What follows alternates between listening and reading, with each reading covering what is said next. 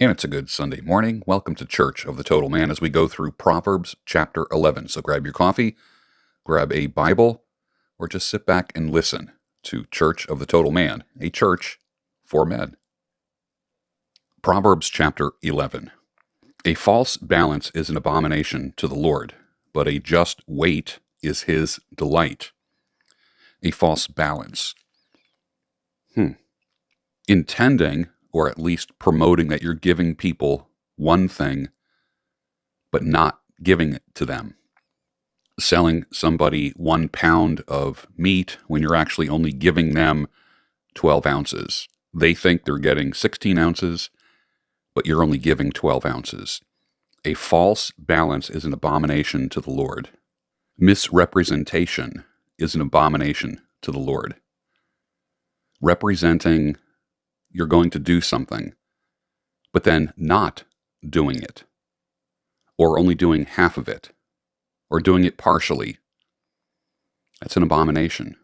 But a just weight is his delight. Following through on what you say you're going to do delights the Lord. When pride comes, then comes disgrace. But with the humble is wisdom. Some of the most profound thinkers and speakers I've ever known were humble people who can admit their faults. And I think that's important. Now, you can't lead with your faults. You can't lead with your shortcomings. But if someone acts like they don't have anything like that, they're speaking from a position of authority, they're deluded into thinking that they have authority. Many times authority comes from having been around the block a couple times. And there's a difference between people who are humble and people who are prideful. And I think it's important that our teachers be humble. I think it's important that those that lead us be humble, not lead with weakness, but also know that there is another side to their life. And people who have failed in the past tend to be more humble. They have more humility. The integrity of the upright guides them, but the crookedness of the treacherous destroys them. Integrity, the same on the outside as you are on the inside. Riches do not profit in the day of wrath. When things get tough, when things go down, money is not going to be helpful. But righteousness delivers from death.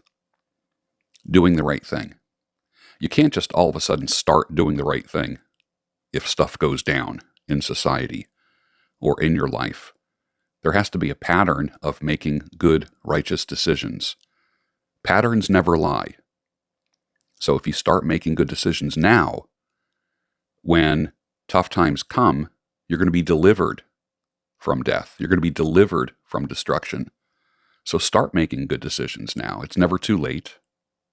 The righteousness of the blameless keeps his way straight, but the wicked falls by his own wickedness. The righteousness of the blameless keeps his way straight. Can we ever be truly blameless? I don't think we can. I think we can do the best that we can to be upright. We can do the best possible version of ourselves. But the wicked falls by his own wickedness. There is kind of a binary thinking here. There's the righteous and the wicked. And there's nothing in between. Are you making right choices or wicked choices in your life? The righteousness of the upright delivers them, but the treacherous are taken captive by their lust. You kind of fall into this pattern of making the wrong decisions when it comes to money, when it comes to women, when it comes to our futures, being short-sighted. We're not looking at the future. We're not seeing the relationship between our decisions now and our future. So many young men fall into that.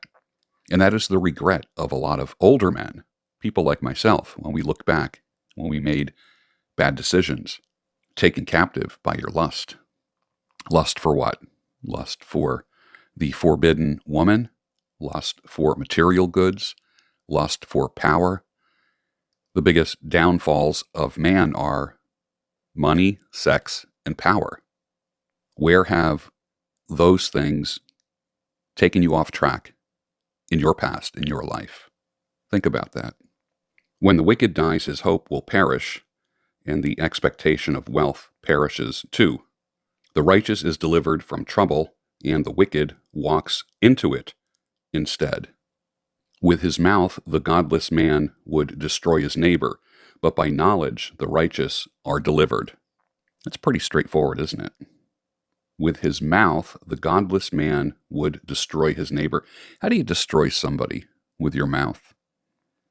Gossip, slander, spreading false rumors, lying about somebody.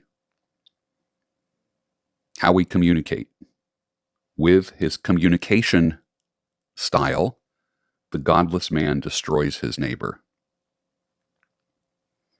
When it goes well with the righteous, the city rejoices. When the wicked perish, there are shouts of gladness. By the blessing of the upright, a city is exalted, but by the mouth of the wicked, it is overthrown.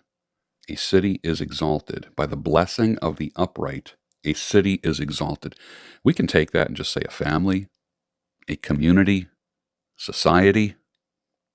But by the mouth of the wicked, it is overthrown. Again, by the way they communicate. How have we been victimized by various communication methods? Radio, television, press releases from quote-unquote authorities, people who know better than we do. How much fear has been in your life because of various communication models from other entities, such as the government, or people who just listen to everything that a government says?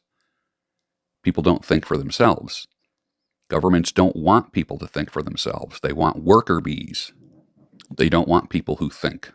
And you are a thinking person, so you're automatically suspect.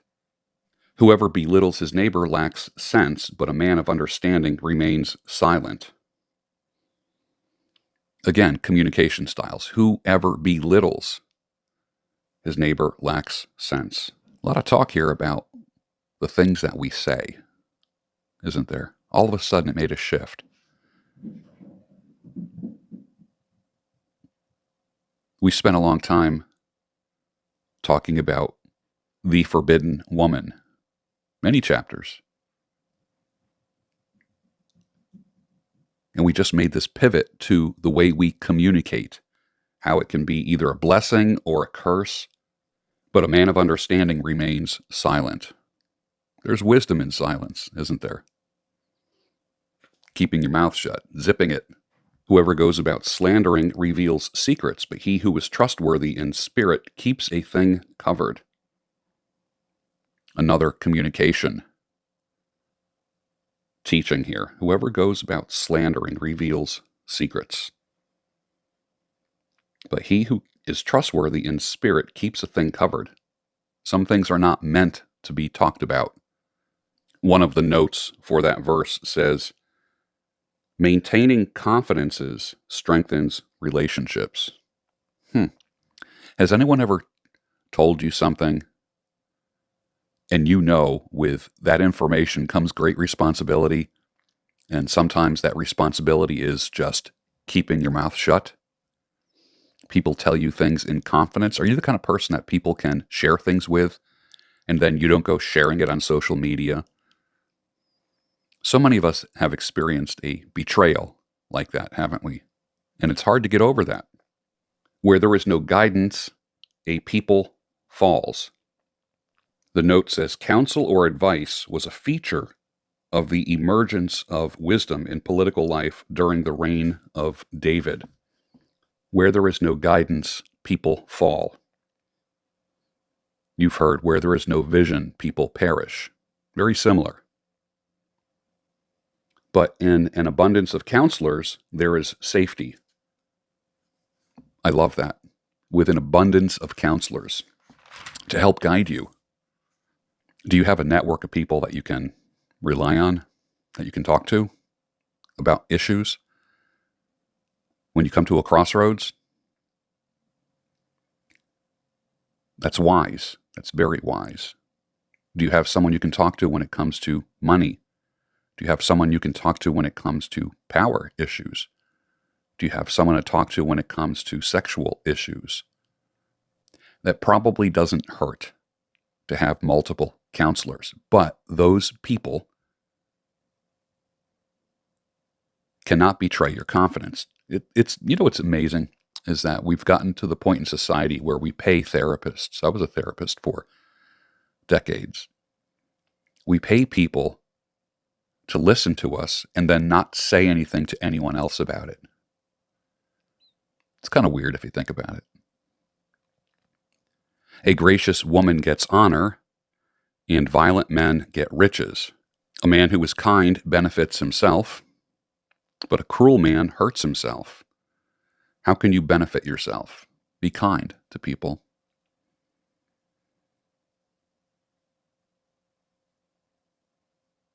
The wicked earns deceptive wages, but one who sows righteousness gets a sure reward. How do you sow righteousness? It's like you're sowing a seed.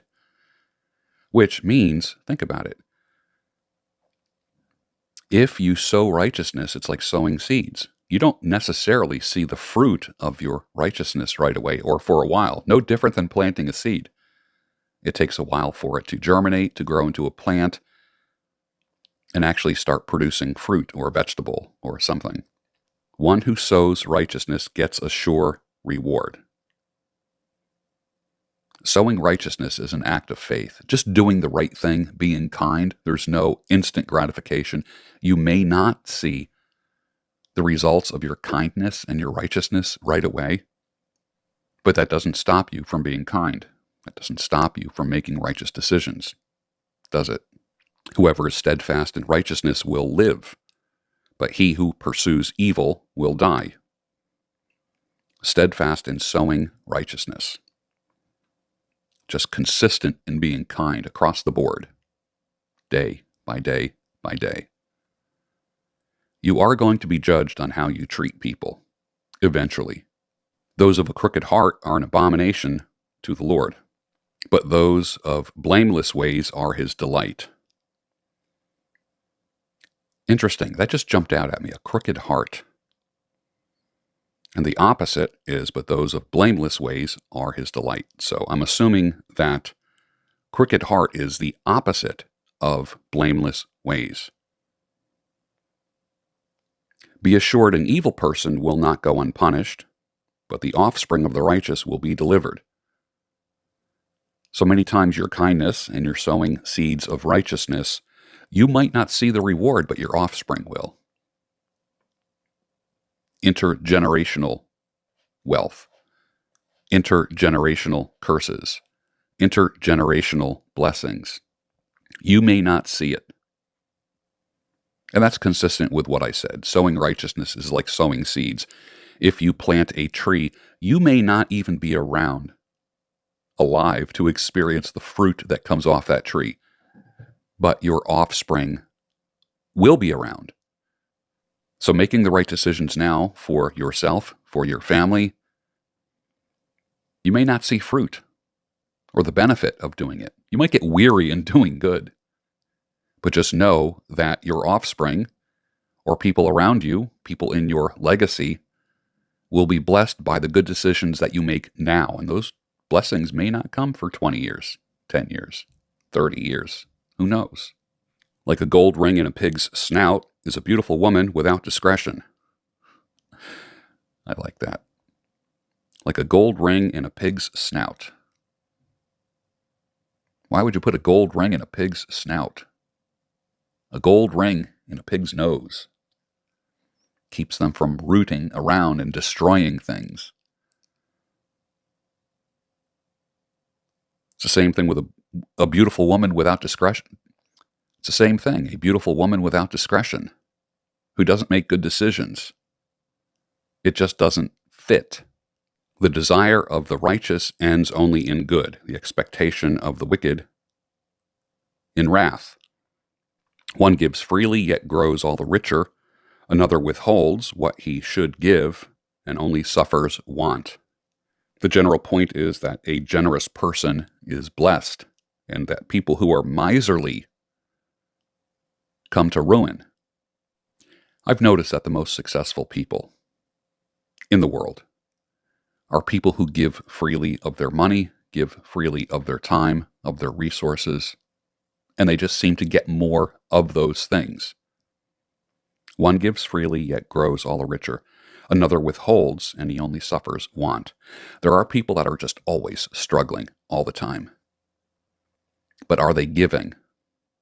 Is giving of your time, your money, your resources, is that a formula for success? I think if you think it's just merely a formula that you robotically give and then it just magically all returns to you, I don't think that's what it's talking about. What I do think it's talking about is that when you freely do give of those things, generally speaking, you keep the door open for blessings to come back to you in those areas. Whoever brings blessing will be enriched, and one who waters will himself be watered. I remember hearing years ago another version that said, "He who refreshes others will also be refreshed." The people curse him who holds back grain, but a blessing is on the head of him who sells it. Providing for people, selling with righteous balances. Somebody buys 16 ounces of something, you give them 16 ounces of something. People curse him who holds back grain, but a blessing is on the head of him who sells it. So it's not saying like give all your stuff away, give the grain away. It's okay to sell. It's okay to be rewarded for the service or product that you provide. It's okay to do that. And it says a blessing is on the head of him who sells it. Whoever diligently seeks good seeks favor, but evil comes to him who searches for it. Some people seem to be looking for trouble, and they always end up finding it. Whoever trusts in his riches will fall, but the righteous will flourish like a green leaf. Money is not the answer to everything. It's the answer to many things, but it's not the answer to everything. Whoever troubles his own household will inherit the wind. Do you bring trouble to your household? Are you getting fired all the time? Are you taking your household's money and giving it to a local municipality because you are drunk driving or speeding and you get tickets and your hard-earned money, the hard-earned money of your family has to go to pay for your fines or bail you out of jail? Whoever troubles his own household will inherit the wind, and the fool will be a servant to the wise of heart. The fruit of the righteous is a tree of life, and whoever captures souls is wise. What have you done? What have I done to help save a life? How has your wisdom been leveraged into a life-saving activity? If the righteous is repaid on earth, how much more the wicked and the sinner? So here is an actual result. If the righteous is repaid on earth, how much more the wicked and the sinner? I love that. There's a lot of cause and effect here in this chapter, chapter 11. Proverbs is a very practical book, isn't it? Don't bring trouble into your household, to your family. Don't misrepresent what you sell, what you offer. And when you earn, don't be prideful and don't trust in your riches because it can all be taken away pretty quickly. But don't grow weary in doing good because you are sowing righteousness in the same way that you sow a seed in faith, believing that it will eventually turn into a plant that bears fruit. That's what your righteousness is like, a seed. So let's go plant some seeds, fellas, some seeds of righteousness.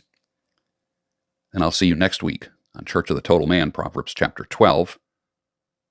We're going to talk about whoever loves discipline loves knowledge, but he who hates reproof is stupid.